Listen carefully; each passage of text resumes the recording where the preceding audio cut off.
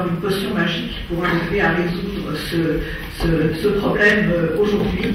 Et je trouve par ailleurs un petit peu spécieux ce que vous disiez sur le fait de finalement d'une certaine façon céder au chantage turc sur l'ouverture des frontières pour arriver à une réconciliation qui arriverait à faire reconnaître ensuite le génocide des Arméniens par ce pays et finalement d'adopter une attitude un petit peu munichoise, de ne pas effaroucher ce pays en allant, disons, en allant dans le sens qu'il souhaite. Après tout à l'heure, M. Garelli parlait de votre pays, en parlant de l'Arménie.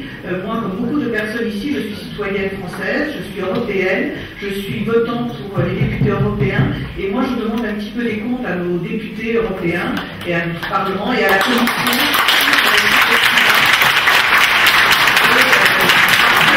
Toute la politique qui est menée avec la Turquie est aussi menée avec le paiement de nos impôts. Nous avons aussi le droit d'exiger de savoir ce que l'on fait de nos impôts, comment on l'investit, comment on l'utilise dans ce cadre. Et je ne comprends pas quand même quelque part comment un pays qui est demandeur arrive à poser de telles exigences. Point.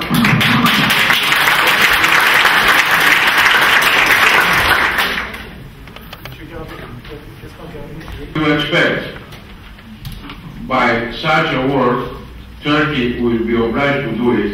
If it's not opening its borders now to Cyprus, that's a member of the European Union.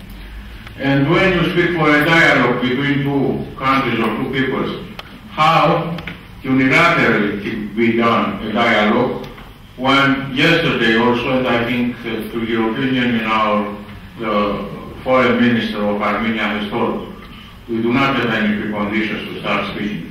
What is not precondition to Turkey to open any new chapter, to open the Armenian borders and start discussing without any preconditions.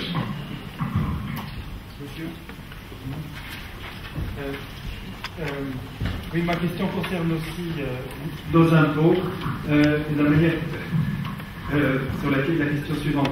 Tout d'abord, juste un mot, je voudrais dire quand même combien de chemin l'Arménie a parcouru ces 5 dernières années dans ses relations avec les institutions européennes, et ça il faut s'en féliciter, et féliciter des parlementaires comme M. Tannock qui se sont démenés. Je n'ose penser ce qui se serait passé si l'Arménie avait été restée en dehors de la politique européenne de voisinage. Mais donc sur la coopération régionale, le débat est lancé. On parle des frontières, on parle de la reconnaissance du génocide, on a parlé du Karabakh, et on finançait des projets au Sri Lanka, en Angola, en Colombie. Il y avait une allocation pour le Karabakh qui a été la seule à n'avoir jamais été dépensée. Et je vous laisse deviner pour quelle raison.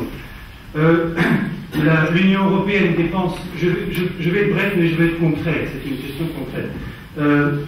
L'Union européenne dépense, il faut citer le chiffre, 500 millions d'euros par an pour aider la Turquie à se mettre en conformité avec les standards européens, et dépense aussi beaucoup d'argent en Azerbaïdjan. C'est-à-dire, mais à travers la mise en œuvre de ces budgets, elle n'exige jamais des projets de coopération régionale, c'est-à-dire des projets transfrontaliers avec l'Arménie, alors qu'une partie de ces budgets, notamment la coopération transfrontalière autour de la mer Noire, est par nature transfrontalière. Mais la Turquie a exclu sa frontière avec l'Arménie dans le cadre même de ce projet international. Là où je veux en venir, c'est que le Parlement européen, dans une certaine mesure la Commission, en sont venus maintenant, finalement, à en appeler à la Turquie à ouvrir la frontière.